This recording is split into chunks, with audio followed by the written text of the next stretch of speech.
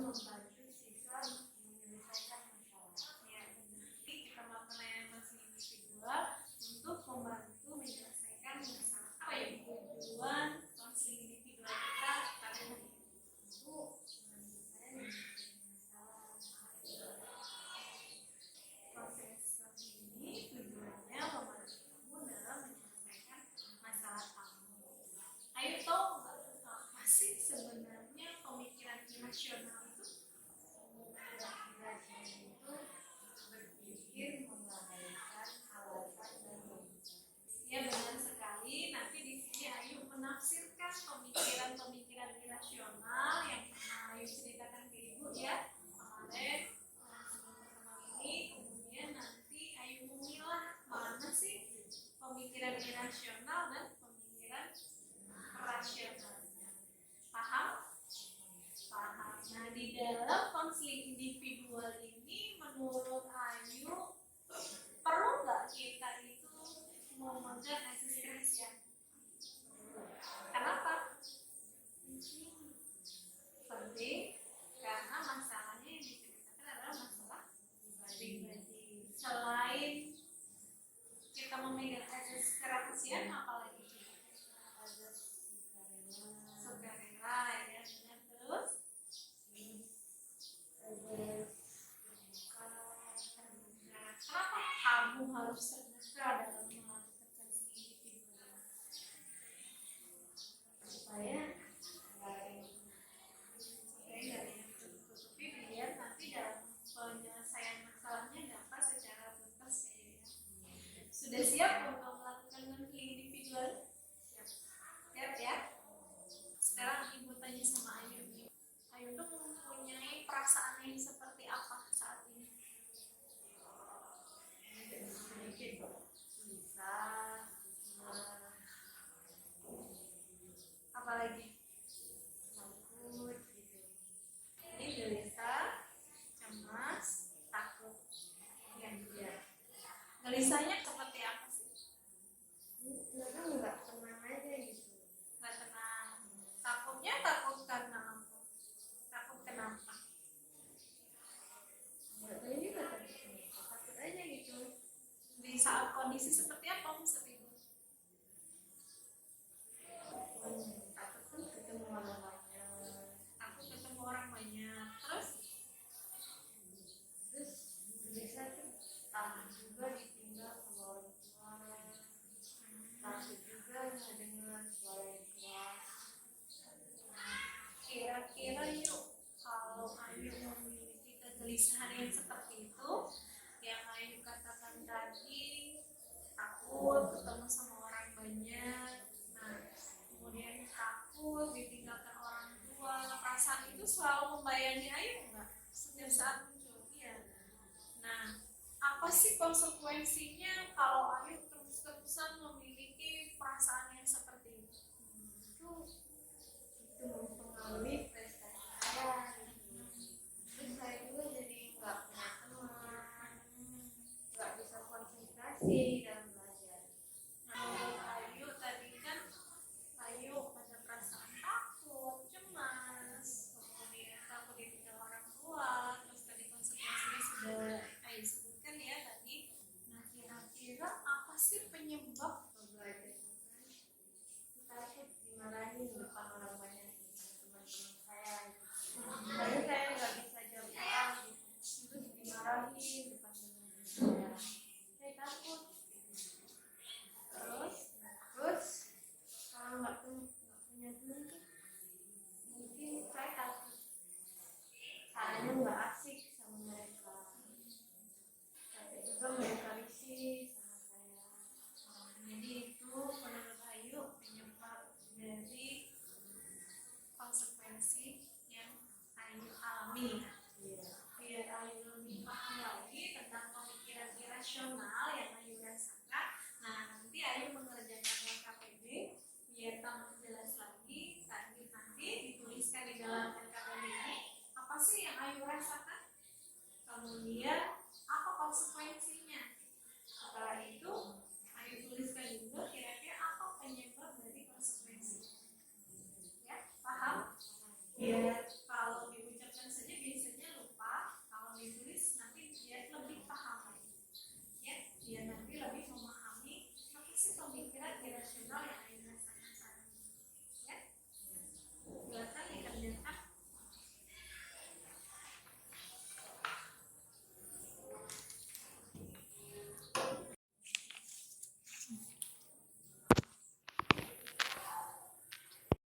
Jadi Ayu pikirkan ya, apa sih yang Ayu rasakan saat ini, ya? Iya.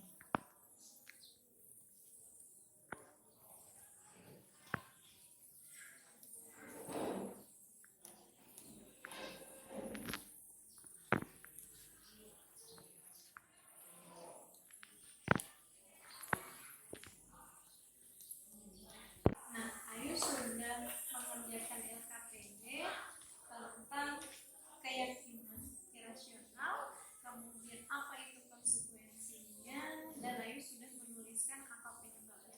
Nah, Ayu tadi sudah mengerjakan LKPD, sudah menuliskan keyakinan yang Ayu yakini saat ini. Keyakinan yang pertama ini takut bertemu orang banyak. Iya, Ayu ya? Iya. Takut bertemu orang banyak ini kalau di skala 1 sampai 10 kira-kira berapa? 8 ya. Nah, kalau Ayu takut bertemu dengan orang banyak, konsekuensinya apa yuk yang Ayu rasakan saat ini? Karena takut ketemu orang, saya jadinya nggak punya teman. Nggak punya teman ya? Iya. Kemudian yang kedua ini di sini Ibu baca keyakinan Ayu itu saya juga takut ditinggal pergi orang tua. Nah, kalau Ayu memiliki pemikiran yang takut ditinggal orang tua, itu kira-kira konsekuensinya apa sih? Jadi kepikiran kan, jadi saya tuh nggak fokus kalau belajar gitu. Soalnya kepikiran terus takut gitu ditinggal. Takut ditinggal ya.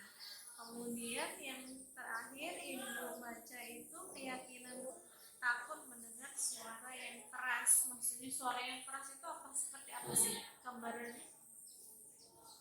Apa suara ledakan atau suara apa? Karena juga selalu kecil, kalau udah besar banget kan takut. Terus suara apa lagi? Mungkin kalau orang marah Suara orang marah. Suara orang marah yang besar. besar. Kemudian apa penyebabnya yuk? Penyebab dari konsekuensinya tadi yang Ayu tidak punya teman, tidak konsentrasi belajar. Kira-kira apa sih penyebabnya menurut Ayu ini?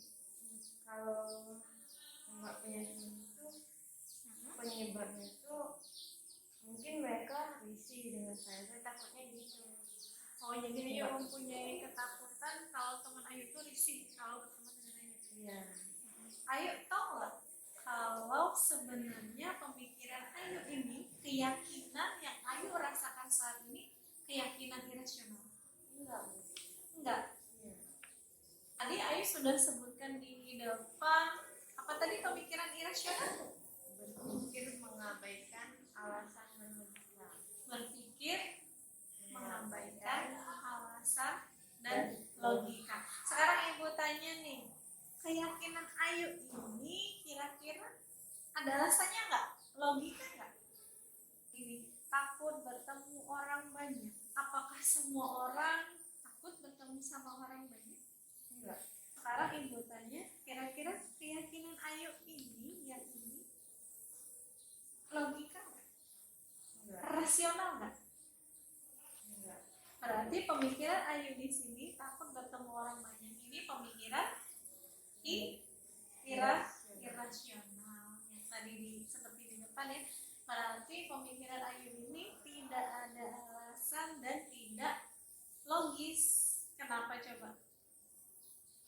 Karena banyak juga orang yang nggak takut ketemu orang banyak. Iya benar. Tapi di sini Ayu takut bertemu dengan orang banyak. Berarti Ayu di sini memiliki keyakinan irasional. Jadi setelah Ayu mengerjakan LKPD ini tergambar bahwa Ayu memiliki keyakinan irasional. Sadar nggak sekarang kalau pemikiran Ayu itu sebenarnya pemikiran irasional? Sadar ya, paham ya. Nah, menurut Ayu pemikiran irasional ini bisa nggak digantikan dengan pemikiran yang rasional? Bisa. Jadi Ayu mau nggak melawan pemikiran irasional ini? Mau. Dengan cara? Pemikiran irasional menjadi pemikiran rasional. Ya, dengan sekali. diri lagi. Jadi nanti Ayu menuliskan ya, pemikiran irasional itu Ayu tuliskan ada berapa itu, kemudian di sebelahnya ada bagaimana cara Ayu melawan dari pemikiran irasional tadi. Paham? Di sini ada LKPD-nya, bisa dibaca nanti. Jadi nanti Ayu menuliskan pemikiran yang muncul, pemikiran irasional yang muncul, kemudian nanti Ayu tuliskan instruksi dirinya bagaimana cara Ayu melawan dari pemikiran irasional. Paham?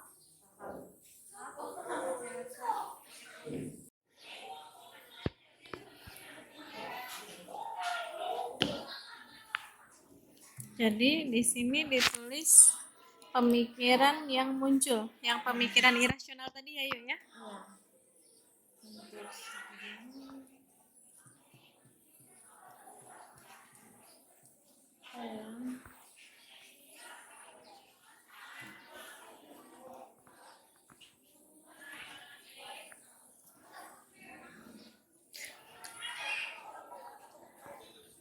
Bagaimana cara Ayu melawan pemikiran yang irasional itu?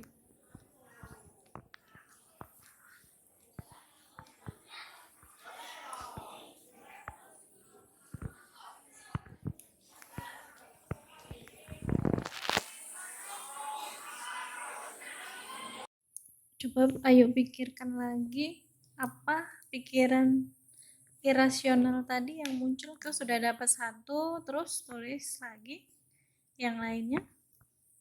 Apa ya? Oh.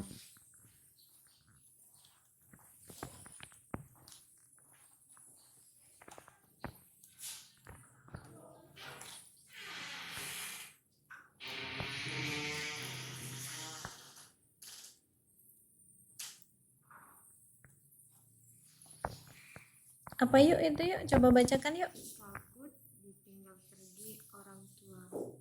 Takut ditinggal pergi orang tua. Itu keyakinan Ayu saat ini ya? Iya. Bagaimana cara Ayu melawan pemikiran itu?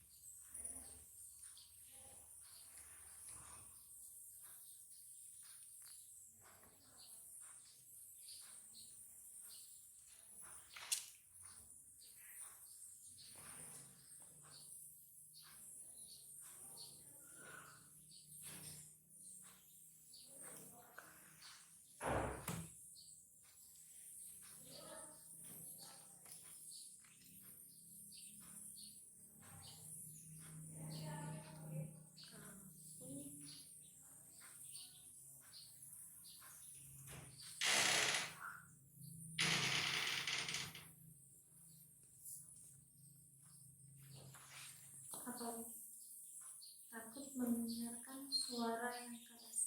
Nah, bagaimana cara melawan?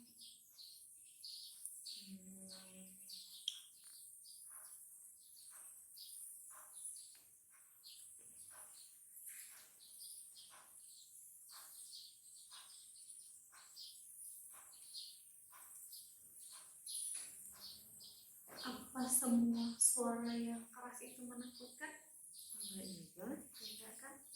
Tadi Ayu menyebutkan takut mendengar suara yang keras itu takut orang marah dan berteriak-teriak.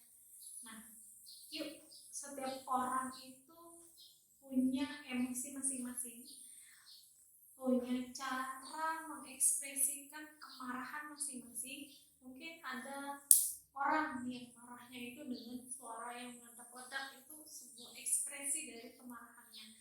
Mungkin kalau Ayu marahnya diam.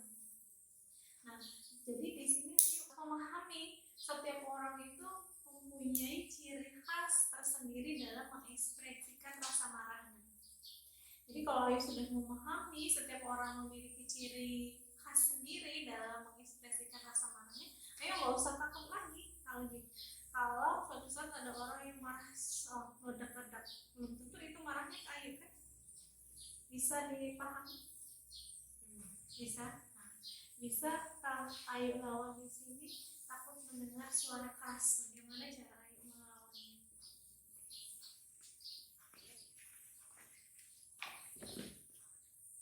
Berikutnya apa lagi yuk? Selalu berpikir negatif. Selalu berpikir negatif terhadap sesuatu yang akan terjadi. Maksudnya gimana itu yuk? Selalu Ayu memiliki pemikiran negatif terhadap sesuatu yang akan terjadi. Coba lihat kayak maksudnya gimana? Selalu berpikir negatif terhadap sesuatu yang akan terjadi di dalam semua hal. Contohnya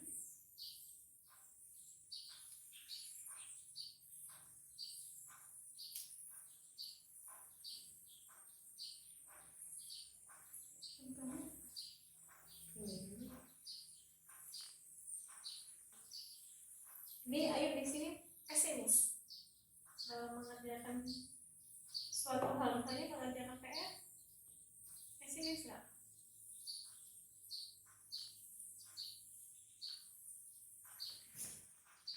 Berarti sesuatu yang akan terjadi, berarti ini belum terjadi. Apa yang ada di dalam pikiran Ayu ini? Kok pikirannya negatif terhadap sesuatu yang belum terjadi?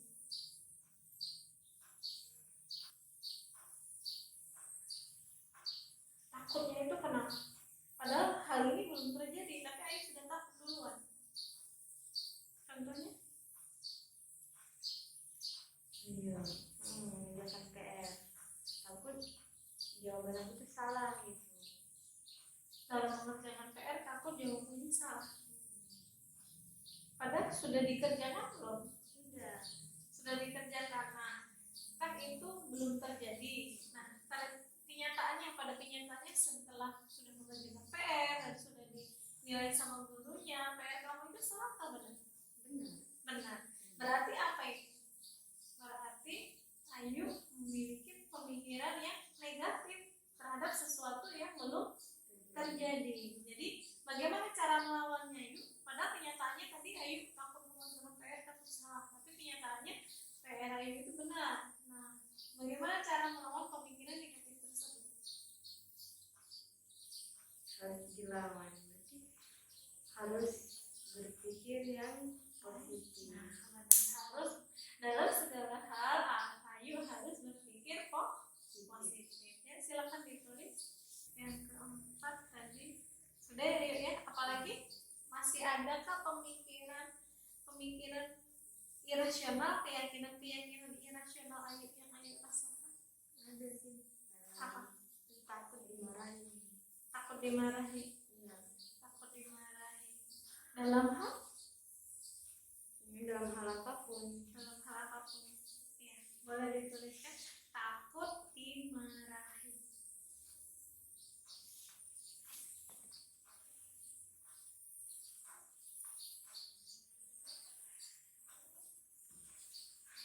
Bagaimana cara Ayu melawan takut dimarahi?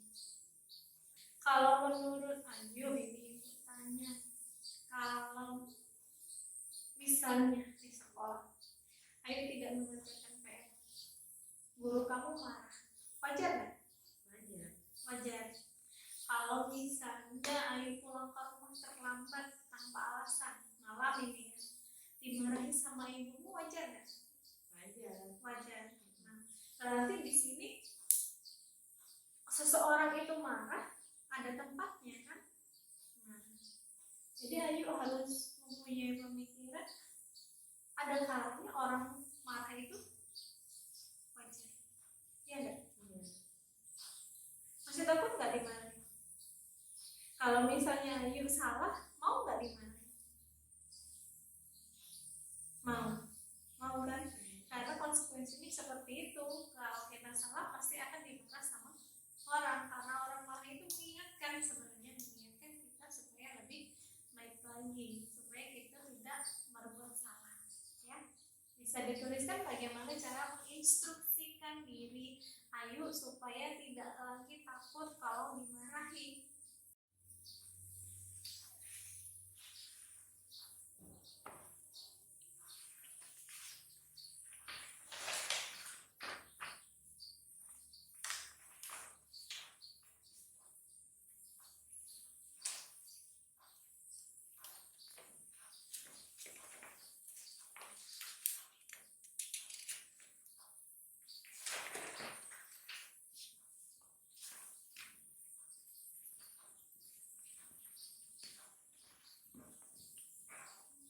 Apa tadi? Bagaimana cara melawannya? Yuk. Setiap yang kita lakukan ada konsekuensinya. Jika kita salah, memang sewajarnya dimarahi. Gitu ya. Dapat dipahami? Dapat dipahami ya? Nah, sekarang kita lihat hasil pekerjaan dalam mengerjakan LKPD. Nah, di sini tadi Ayu menuliskan pemikiran negatif atau pemikiran irasional yang muncul. Yang pertama, apa? Coba dibacakan yuk dengan suara yang keras. Takut bertemu orang banyak. Kemudian takut ditinggal pergi orang tua. Terus takut mendengar suara yang keras. Terus selalu berpikir negatif terhadap sesuatu yang akan terjadi. Terus takut juga dimarahi. Jadi yang sudah Ayu sebutkan tadi itu pemikiran apa itu? Pemikiran irasional.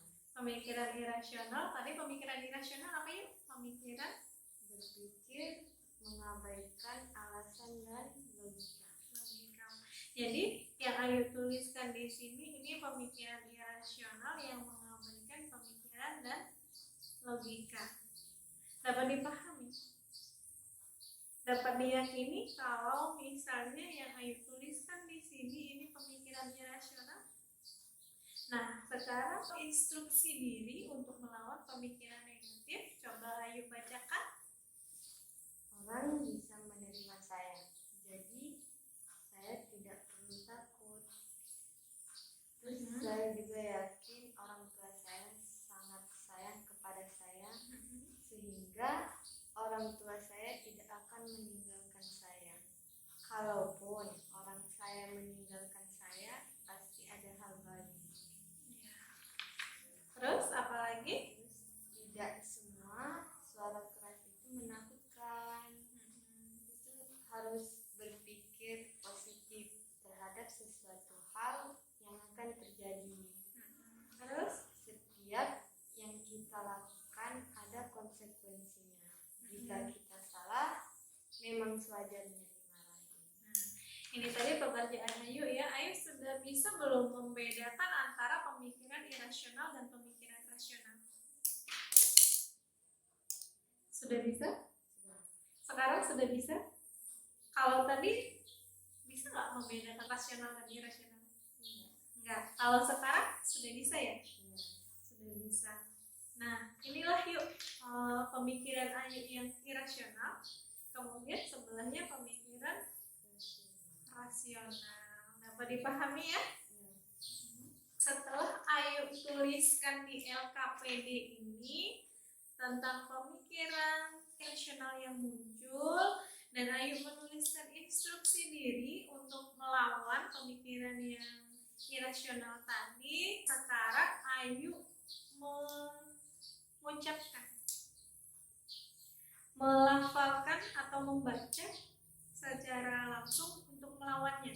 Misalnya, 1, takut bertemu orang banyak, langsung Ayu lawan. Orang bisa menerima saya, jadi saya tidak perlu takut. Gitu Jadi pemikiran irasional yang Ayu tuliskan di sini langsung Ayu lawan dengan pemikiran rasional atau dengan instruksi diri. Jadi pemikiran irasional yang Ayu tuliskan di sini, kemudian Ayu lawan dengan instruksi diri. Paham? Dilafalkan dengan suara keras dan diyakini dalam hati biar pemikiran irasional ini bisa hilang dari Ayu dan muncul pemikiran baru, yaitu pemikiran rasional. Paham? Pelan-pelan saja bacanya per poin Ayu hayati supaya nanti bisa merubah kecemasan Ayu biar tidak cemas lagi. Ya? Ayo coba mulai dari yang pemikiran atau keyakinan irasional yang pertama, kemudian langsung dilawan dengan instruksi dirinya. Suaranya satu. Takut bertemu orang baik. Orang bisa menerima saya, jadi saya nggak perlu takut. Satu, takut bertemu orang banyak. Instruksi diri saya, orang bisa kok menerima saya, jadi saya tidak perlu takut. Pemikiran yang irasional. Takut yang tegas. pikiran irasional. Takut bertemu orang banyak. Instruksi diri. Orang bisa menerima saya, jadi saya nggak perlu takut. 2. Takut ditinggal pergi orang tua. Instruksi diri.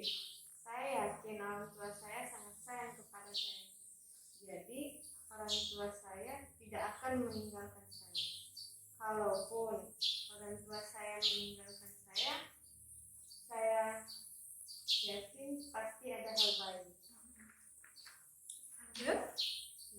Takut mendengar suara yang keras. Instruksi diri. Tidak semua suara keras itu menakutkan. 4. Selalu berpikir negatif terhadap sesuatu yang akan terjadi. Instruksi diri. Berpikir positif terhadap sesuatu hal yang akan terjadi. Sekarang diulang lagi yuk. Diulang, ayo melafalkan dengan kata, kemudian yakinkan dalam hati. Caranya seperti ini. 1. Takut bertemu orang banyak. Langsung saja ya. Orang bisa menerima saya, jadi saya tidak perlu takut. Kasih jeda baru yang kedua. Takut. 1. Takut bertemu orang banyak. Orang bisa menerima saya, jadi saya tidak perlu takut. 2. Takut ditinggal pergi orang tua. Saya yakin orang tua saya sangat sayang kepada saya, sehingga orang tua saya tidak akan pergi meninggalkan saya. Kalaupun orang tua saya meninggalkan saya yakin pasti ada hal baik. Takut mendengar suara yang keras. Tidak semua suara keras itu menakutkan. Selalu berpikir negatif terhadap sesuatu yang akan terjadi. Berpikir positif terhadap sesuatu hal yang akan terjadi. Takut dimarahi. Setiap yang kita lakukan ada konsekuensinya. Jika kita salah, memang sewajarnya dimarahi. Itu tadi Ayu dari pemikiran irasional, kemudian Ayu menginstruksikan diri Ayu sendiri untuk merubah. Sekarang Ibu tanya keyakinan Ayu, ya, keyakinan Ayu saat ini. Kecemasan itu tadi yang sudah Ayu lawan dengan instruksi diri, masih ada nggak pemikiran tentang pemikiran irasional itu? Enggak. Sudah nggak ada. Ayu, yang Ayu rasakan saat ini, takut nggak bertemu orang banyak? Enggak. Ayu masih takut nggak ditinggal pergi sama orang tuanya? Masih sedikit. Masih sedikit. Kemudian yang Ayu masih takut nggak mendengar suara yang keras? Masih sedikit aja. Masih sedikit takut. Kalau dipresentasikan 1 sampai 10, Ayu ini perasaan takutnya ditinggal sama orang tua itu berapa? Skalanya 1 sampai 10. 3 ya. Selanjutnya, tidak semua keras itu menakutkan, kan tadi instruksi diri untuk melawannya sudah menurun berarti ya. Kemudian yang keempat, ini sudah hilangkah atau masih ada sedikit rasa berpikir negatif terhadap sesuatu? Masih ada sedikit. Kemudian yang kelima, sudah hilang atau masih ada sedikit? Sudah hilang. Jadi dari yang 1, 2, 3, 4, 5 yang sudah hilang sama sekali ini nomor berapa saja? Yang sudah hilang sama sekali rasa cemasnya itu nomor berapa? Nomor 5. Jadi sudah banyak perubahannya ya yuk, walaupun belum secara total membantu untuk mengubah kecemasan Ayu. Yuk, setelah kita melakukan kegiatan konseling individual ini, apa sih yang Ayu dapatkan? Refleksinya apa coba? Dari awal sampai akhir ini kita melakukan layanan konseling individual. Saya jadi paham tentang pemikiran irasional dan bagaimana melawan pemikiran irasional itu dengan cara instruksi diri. Ya, benar ya. Jadi yang kita lakukan adalah melawan pemikiran irasional dengan cara instruksi diri. Nah, yuk, bagaimana perasaannya? Jadi lebih tenang, jadi Terus? lebih lega, Apalagi? rasa cemas itu berkurang. Ya. Nah, yuk, agar Ayu lebih paham lagi tentang kecemasan sosial, karena Ayu ini mengalami kecemasan sosial. Jadi nanti akan Ibu tayangkan sebuah video. Nanti Ayu melihat video itu tentang kecemasan sosial. Nah, nanti setelah Ayu lihat video itu akan lebih paham lagi tentang kecemasan sosial dan akan kita bahas di pertemuan selanjutnya. Dan yang tadi sudah Ibu jelaskan di depan tadi akan Ibu tanya lagi setelah Ayu menginstruksikan dirinya di rumah. Setelah membaca ini lagi nanti di rumah, nanti akan Ibu tanyakan kembali yang nomor 1 sampai nomor 4 tadi. Nah, dan setelah menonton video ini nanti kira-kira Ayu masih cemas enggak sih terhadap penerimaan sosial ya? Bisa dipahami? Nah, ini untuk teknik biar mengurangi rasa cemas.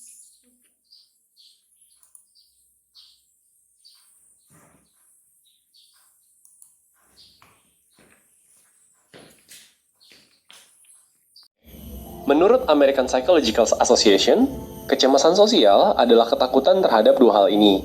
Pertama, ketakutan terhadap situasi sosial di mana hal yang memalukan bisa terjadi. Misalnya berbicara atau bertemu orang baru gitu. Yang kedua adalah ketakutan terhadap situasi di mana ada resiko untuk dievaluasi secara negatif oleh orang lain. Misalnya dinilai bodoh, dinilai lemah, dinilai salah, atau sebagainya. Inti dari kecemasan sosial adalah ketakutan akan dievaluasi orang lain. Namun, perlu ketahui juga bahwa kecemasan sosial ini sudah menjadi gangguan psikologis. Artinya, untuk tahu lo punya kecemasan sosial atau enggak, lo butuh diagnosis dulu dari psikolog. Sama seperti banyak hal lainnya yang terkait kesehatan mental, kecemasan sosial ini sifatnya bukan biner, alias sesederhana lo punya atau enggak nih, tapi bentuknya spektrum. Mulai dari enggak punya sama sekali, punya dalam kadar rendah, punya dalam kadar sedang, sampai punya dalam kadar tinggi, bentuknya spektrum. Nah, karena itu ada area di mana lu sebetulnya bisa mengatasinya sendiri atau cukup dengan bantuan orang lain yang bisa bantu ngarahin lu untuk mengatasinya. Tapi ada juga area di mana lu membutuhkan psikolog untuk membantu lu karena masalah lu itu sudah masuk ke area klinis. Perasaan gak nyaman itulah, perasaan kecemasan ini perlu diatasi biar lu gak terganggu sama pikiran-pikiran buruk itu. Kalau gitu, apa yang harus gue lakukan kalau gue salah satu yang merasakan hal ini? Di sini gue bakal kasih tahu beberapa hal yang bisa lo coba kalau lo merasa kecemasan di konteks sosial. Yang pertama, lo bisa mencoba menerapkan filosofi amor fati atau mencintai takdir. Sebagai awalan, di sini gue gak menyuruh lo untuk pasrah dalam keadaan kecemasan, tetapi untuk menerima terlebih dahulu kalau lo memiliki keadaan di mana lo butuh usaha yang lebih untuk bisa turun di beberapa situasi sosial. Filosofi amor fati ini dipopulerkan oleh Nietzsche, yang berpendapat kalau segala sesuatu yang terjadi di hidup kita, baik atau buruk, sebagai suatu hal yang baik atau setidaknya diperlukan. Coba deh kita cek kembali contoh di awal tadi dari sudut pandang amor fati. Kalau kita merasa cemas, gugup, atau nggak nyaman ngobrol dengan orang baru, terima aja dulu kalau kita emang punya keadaan tersebut, daripada menyangkal terus. Nah, dari video ini kan lo juga jadi paham nih, kalau perasaan kecemasan ini bisa lo kurangin perlahan-lahan. Dan ketika lo masuk ke proses untuk belajar mengurangi kecemasan itu, di saat yang bersamaan juga lo sedang mengembangkan diri lo. Jadi, amor fati ini intinya, lo harus menerima terlebih dahulu kalau lo mengalami keadaan yang membuat lo tidak nyaman, supaya lo bisa berkembang. Tapi balik lagi, untuk sampai ke tahap menerima itu, ada proses lain yang harus lo lewati, dan mungkin perjalanannya nggak mudah. Ingat lagi ke filosofi amor fati. Apapun yang terjadi di hidup kita, mau baik atau buruk, itu adalah hal yang baik atau setidaknya diperlukan agar kita bisa menjadi pribadi yang lebih baik. Kedua, setelah menerima keadaan-keadaan itu, yang bisa lo lakukan berikutnya adalah menantang pikiran-pikiran buruk yang ada di kepala lo. Kalau pakai contoh di awal tadi, ketika lo merasa nggak nyaman karena ada takut lo akan dilabeli sebagai orang yang kaku atau canggung, coba tahan deh. Perasaan cemas itu biasanya bentuknya samar-samar. Jadi lo harus menantang pikiran itu dengan hal yang lebih konkret. Misalnya nih, kalau orang lain ngerasa aku lagi gugup, gimana ya? Lo bisa menantang dengan pikiran, emang gimana caranya sih orang lain tuh bisa tahu kalau aku lagi gugup? Coba deh, lo bayangin deh. Jadi instead of lo mikir apa yang terjadi kalau orang tahu lo gugup, lo pikir dulu. Kira-kira orang tuh tahu dari mana sih kalau lo gugup? Atau bisa juga dengan lo mengingatkan diri lo kalau orang lain akan cenderung merhatiin mereka sendiri kok dibanding merhatiin lo. Menantang pikiran negatif belum tentu gampang, tapi bisa banget dicoba. Dan kalau lo mampu, sebaiknya lo lakukan. Kalau lo butuh bantuan, mengisi challenging worksheet atau thinking journal menurut gue bisa bantu mengurangi pikiran negatif dan kecemasan melalui melatih pola pikir serta belajar untuk mengendalikan pikiran dengan lebih baik. Kedua worksheet ini biasanya kita kasih saat lagi mentoring 1% dan bisa memandu dalam mengatur pikiran-pikiran negatif supaya gak mengganggu dan mendorong kecemasan. Usaha ini penting untuk dilakukan, soalnya kalau lo bisa mengaturnya, pikiran buruk akan sulit mempengaruhi perasaan dan pengalaman lo. Ingat, harus lo yang bisa kontrol pikiran buruk lo, jangan sampai pikiran buruk lo yang kontrol diri lo. Berikutnya, walaupun kecemasan yang lo bisa miliki itu berhubungan sama situasi sosial, bukan berarti lo nggak bisa minta tolong sama orang lain. Kalau lo merasa kecemasan lo sudah tahap susah diatur, segera cari bantuan dan jangan menunda-nunda. Yang penting bagi lo untuk diingat adalah mengatasi kecemasan sosial itu butuh waktu. Jadi jangan lupa untuk menghargai progres-progres kecil yang udah lo capai. Nah, yuk, proses konseling kita sudah selesai. Kamu tadi juga sudah menyaksikan. Jadi akan kita bahas di konseling selanjutnya. Sebelum kita akhiri proses kita, ini ada instrumen penilaian hasil konseling individual. Ini Ayu kerjakan sesuai dengan yang Ayu rasakan. Jadi kita bisa mengevaluasi hasil dari kegiatan kita untuk menjadi acuan untuk kegiatan kita selanjutnya. Jadi Ayu menilai sesuai dengan keadaan Ayu saat ini.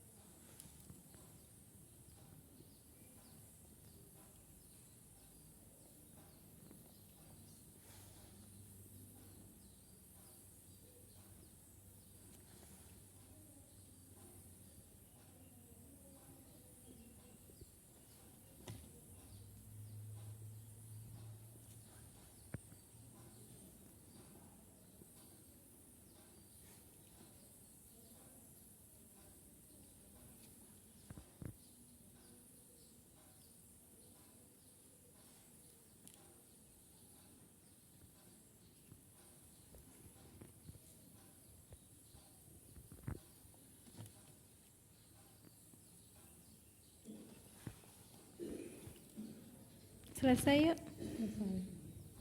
Ibu tanyakan sekali lagi, bagaimana perasaannya sekarang yuk? Agak lebih tenang ya. Ibu cukupkan sampai di sini proses konseling kita pada hari